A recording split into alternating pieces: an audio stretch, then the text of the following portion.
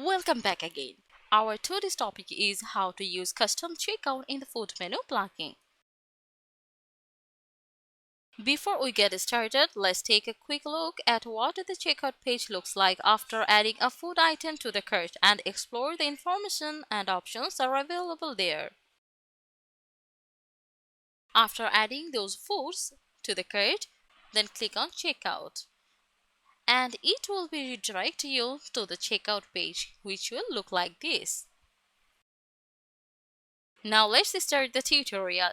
Firstly, go to the food menu plugin dashboard and navigate to the checkout settings. Go to the custom checkout. This is for to replace the default WooCommerce checkout with a restaurant focused design. Now let's enable custom checkout option and then click on save changes. Now go to the checkout page, reload the page first, and here you will see the order details what we have added just earlier. As you can see, this checkout layout consists of two columns. Now if you want, you can customize this checkout layout. You can make it single column or keep it two columns, what you prefer. Since we have selected single column, then the appearance will look like this after reloading this checkout page. Now let's back to the settings again. Let's make it two columns. Now let's customize show coupon field. This is called coupon field. If you make this disabled, this coupon field will not be visible anymore. See the customization after changes.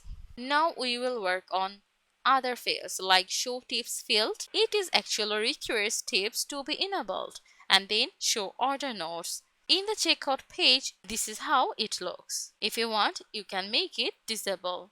If you disable this, it will not appear anymore in the checkout page. It is not shown here. Now checkout heading and place order button text. If you want to customize this text for the place order button, you can make changes from here. For example, order now. Save the changes first and let's see the difference from the checkout page after reloading it, and here it is. Now let's back to the settings again and work on checkout form fields. These all fields are applied to both billing and shipping address fields. From here, you can keep only the fields that you find necessary and disable the rest that you don't require. Suppose you don't need any company name. In that situation, you can make it disable in the checkout page. It will disappear after disabling this option.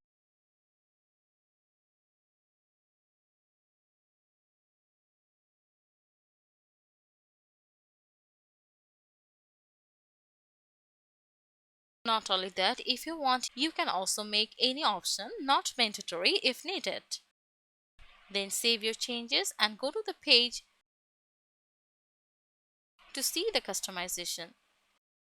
Here it is. And this is very simple to use custom checkout. If you follow these steps with proper attention, you can also use this with the food menu plugin. Thank you for watching this tutorial.